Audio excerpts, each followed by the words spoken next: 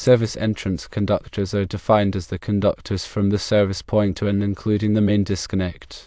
In this scenario, the service point is the meter socket and the main disconnect is located in the basement.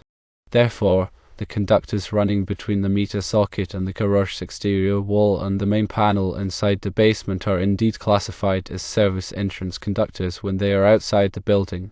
The National Electrical Code, or NEC, establishes the guidelines for electrical installations, including service entrance conductors. It's important to note that the jurisdiction having authority, often referred to as the JHA, holds the ultimate say in determining the specific requirements for installing these conductors. The JHA is typically the local utility company or the municipality responsible for enforcing electrical codes. However, the NEC does provide minimum standards that the JHA must adhere to. This means that while the JHA can impose additional requirements, they cannot fall below the minimum safety standards outlined in the NEC. When installing service entrance conductors, several factors must be considered. Firstly, the conductor's ampacity, or current carrying capacity, must be sufficient to handle the anticipated load of the building. This is determined by calculating the total electrical demand of all the appliances, lighting, and other electrical equipment that will be connected to the system. The NEC provides tables and guidelines for determining the appropriate conductor size based on the load calculation. Secondly, the conductors must be properly protected against overcurrent, such as short circuits or overloads.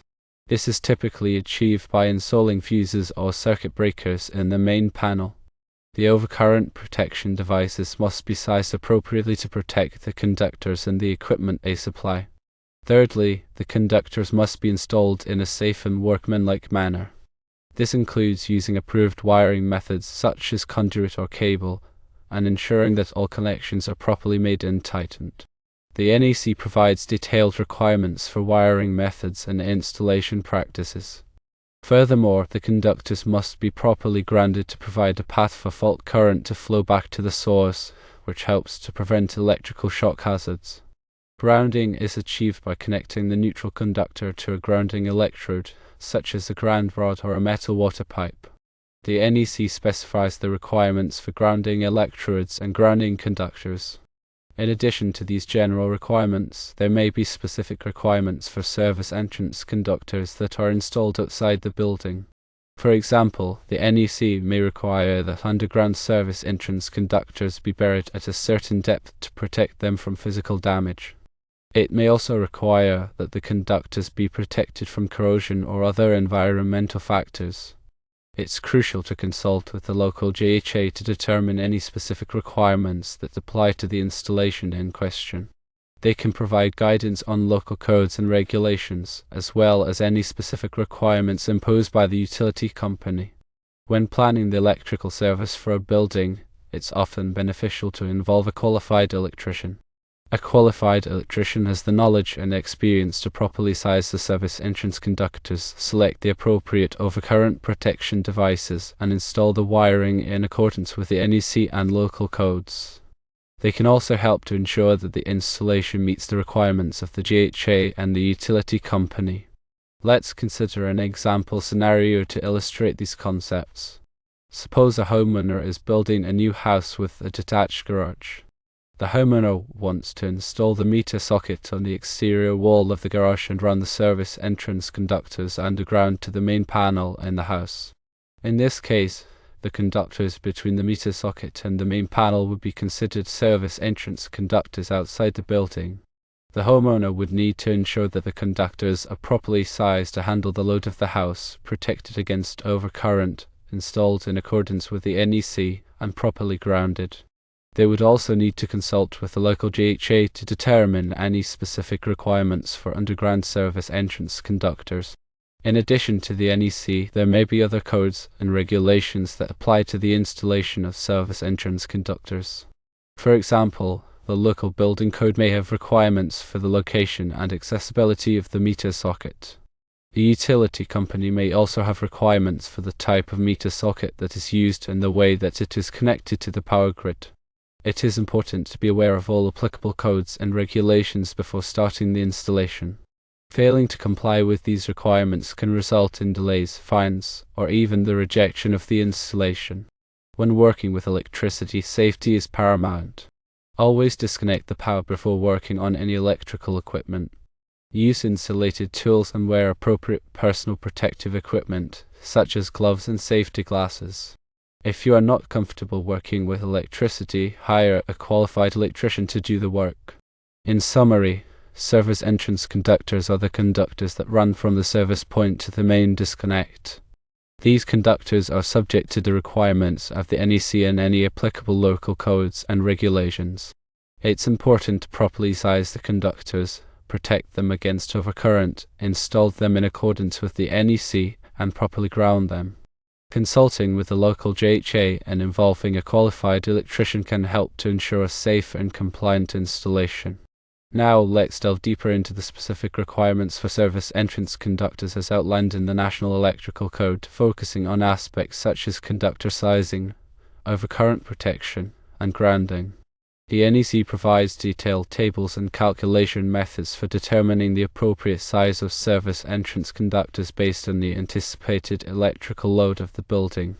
This load calculation takes into account the square footage of the building, the number of appliances, lighting fixtures, and other electrical equipment that will be connected to the system. The NEC also provides demand factors, which allow for reductions in the calculated load based on the likelihood that not all electrical equipment will be operating simultaneously. Once the total electrical load is determined, the NEC specifies the minimum ampacity or current carrying capacity of the service entrance conductors. The ampacity of a conductor is determined by its size, material, and insulation type. The NEC provides tables that list the ampacity of various conductors under different conditions. It's crucial to select conductors with an ampacity that is equal to or greater than the calculated load to ensure that the conductors can safely carry the required current. Overcurrent protection is another critical aspect of service entrance conductor installation. Overcurrent protection devices, such as fuses and circuit breakers, are designed to protect the conductors and equipment from damage caused by excessive current flow. The NEC requires that service entrance conductors be protected by overcurrent devices that are sized appropriately for the conductor's ampacity. The overcurrent device should trip or blow before the conductor can overheat and potentially cause a fire. The NEC provides specific rules for selecting the appropriate overcurrent device for different types of conductors and installations. Grounding is an essential safety measure that helps to prevent electrical shock hazards. Grounding provides a low-impedance path for fault current to flow back to the source, which allows the overcurrent device to trip and to energize the circuit. The NEC requires that service entrance conductors be properly grounded to a grounding electrode system. The grounding electrode system typically consists of one or more grounding electrodes, such as ground rods, metal water pipes, or concrete encased electrodes. The grounding electrodes are connected to the neutral conductor of the service entrance conductors, creating a bond between the electrical system and the earth. This bond helps to stabilize the voltage of the electrical system and provides a path for fault current to flow back to the source. In addition to these general requirements, the NEC also addresses specific situations and applications related to service entrance conductors. For example, the NEC provides rules for service entrance conductors that are installed underground, overhead, or inside buildings.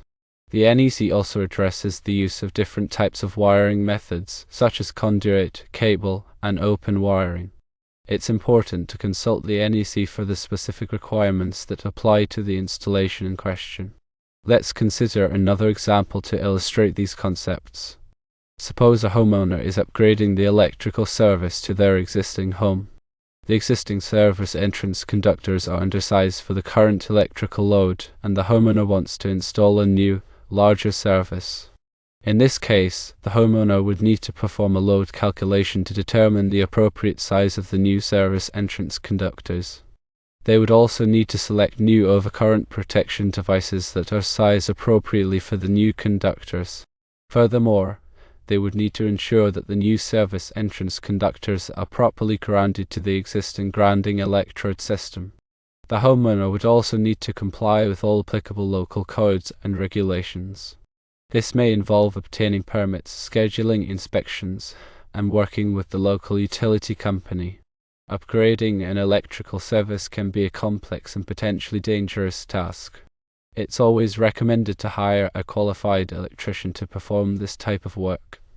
A qualified electrician has the knowledge, skills, and experience to safely and properly upgrade the electrical service. They can also ensure that the installation complies with all applicable codes and regulations. In addition to the technical aspects of service entrance conductor installation, it's also important to consider the aesthetic aspects. Many homeowners prefer to keep the electrical service equipment out of sight. This can be achieved by locating the meter socket and main panel in a discrete location, such as inside a garage or basement. However, it's important to ensure that the equipment is still accessible for maintenance and repairs. The NEC also has requirements for the working space around electrical equipment. There must be sufficient space around the equipment to allow for safe and easy access for maintenance and repairs.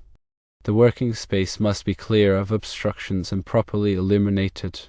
In some cases, it may be necessary to install a separate enclosure to house the electrical service equipment. This can help to protect the equipment from the elements and prevent unauthorized access. The enclosure must be properly sized and ventilated to prevent overheating. When selecting electrical service equipment, it's important to choose high-quality products from reputable manufacturers. This will help to ensure that the equipment is reliable and long-lasting. It's also important to consider the warranty offered by the manufacturer. A good warranty can provide peace of mind and protect against unexpected repairs or replacements. In conclusion, service entrance conductors are a critical component of any electrical system. They provide the connection between the utility power grid and the building's electrical system. It's essential to properly size, protect, and install service entrance conductors to ensure a safe and reliable electrical system. Consulting with the local GHA and involving a qualified electrician can help to ensure that the installation complies with all applicable codes and regulations. Remember to always prioritize safety when working with electricity.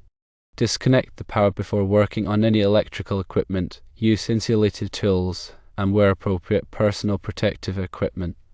If you are not comfortable working with electricity, hire a qualified electrician to do the work.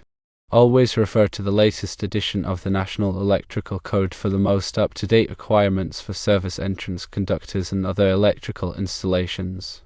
The NEC is a comprehensive document that provides detailed guidance on all aspects of electrical safety. By following the NEC, you can help to ensure a safe and compliant electrical system. In addition to the NEC, there may be other standards and guidelines that apply to service entrance conductors. For example, the American National Standards Institute, or ANSI, publishes standards for electrical equipment and materials. The Underwriters Laboratories, or all, tests and certifies electrical products to ensure that they meet safety standards. When selecting electrical equipment and materials, it's important to choose products that have been tested and certified by UL or another reputable organization. This will help to ensure that the products are safe and reliable. The electrical industry is constantly evolving, with new technologies and products being developed all the time. It's important to stay up to date on the latest developments in the industry. This can be achieved by attending industry conferences, reading trade publications, and taking continuing education courses. By staying informed, you can ensure that you are using the best practices and the latest technologies in your electrical work. Finally, remember that electrical work is a highly skilled trade. It requires a thorough understanding of electrical theory, wiring methods, and safety practices. If you are not properly trained and experienced, do not attempt to perform electrical work. Hire a qualified electrician to do the work for you. This will help to ensure that the work is done safely and correctly. In addition to the points already discussed, let's consider some additional factors that can affect the installation and performance of service entrance conductors. Environmental conditions can play a significant role in the longevity and reliability of service entrance conductors. For example, conductors installed in corrosive environments, such as near saltwater or industrial facilities, may require special protection to prevent corrosion. This can include using corrosion-resistant conductors, coatings, or enclosures. Temperature is another environmental factor that can affect conductor performance. Conductors have a maximum operating temperature, and exceeding this temperature can damage the insulation and reduce the conductor's ampacity. The NEC provides temperature correction factors that must be applied when conductors are installed in high-temperature environments. Physical protection is also important for service entrance conductors. Conductors that are exposed to physical damage, such as from vehicles or equipment, must be protected by conduit or other suitable means. The NEC provides specific requirements for the type of protection required in different situations. Voltage drop is another factor that can affect the performance of service entrance conductors. Voltage drop occurs when the voltage at the end of a conductor is lower than the voltage at the source. Excessive voltage drop can cause equipment to malfunction and reduce the efficiency of the electrical system. The NEC provides guidelines for limiting voltage drop in service entrance conductors. Coordination of overcurrent protection is also important for ensuring the safety and reliability of the electrical system. Overcurrent protection devices should be coordinated so that the device closest to the fault trips first, minimizing the extent of the outage. The NEC provides guidelines for coordinating overcurrent protection devices. Surge protection is another important consideration for service entrance conductors. Surges are transient overvoltages that can damage electrical equipment. Surge protection devices, or SPDs, can be installed to protect equipment from surges. The NEC provides requirements for the installation of SPD. Power quality is an increasingly important consideration for modern electrical systems. Power quality problems such as voltage sags, swells, and harmonics can damage electrical equipment and reduce the efficiency of the system. The NEC does not directly address power quality, but there are other standards and guidelines that can be used to address power quality problems. Renewable energy sources, such as solar and wind power, are becoming increasingly common. Service entrance conductors must be properly sized and protected to accommodate the output of renewable energy sources. The NEC provides specific requirements for the connection of renewable energy sources to the electrical grid. Energy efficiency is another important consideration for modern electrical systems. Service entrance conductors should be sized to minimize energy losses. The NEC provides guidelines for selecting energy-efficient conductors. Smart grid technologies are also becoming increasingly common. Smart grid technologies allow for more efficient and reliable operation of the electrical grid. Service entrance conductors may need to be upgraded to accommodate smart grid technologies. The future of service entrance conductors is likely to involve the use of new materials, technologies, and designs. For example, superconducting conductors could potentially reduce energy losses and increase the capacity of service entrance conductors. Nanomaterials could also be used to improve the performance and durability of service entrance conductors. As technology continues to evolve, it's important to stay up to date on the latest developments in the field of service entrance conductors. By staying informed, you can ensure that you are using the best practices and the latest technologies in your electrical work. In addition to all the technical aspects, remember the importance of clear communication and documentation. Maintain detailed records of all electrical work, including load calculations, conductor sizes, overcurrent protection device ratings, and grounding electrode system details. This documentation will be invaluable for future maintenance, repairs, and upgrades. When working with other trades such as plumbers and HVAC contractors, communicate clearly about the location of electrical service equipment and conductors to avoid potential conflicts.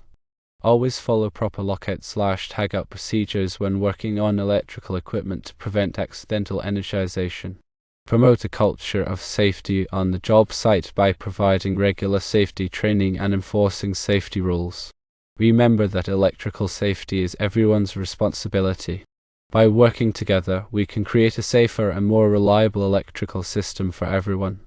Service entrance conductors form the backbone of a building's electrical system, and understanding their proper installation and maintenance is crucial for ensuring safety and efficiency.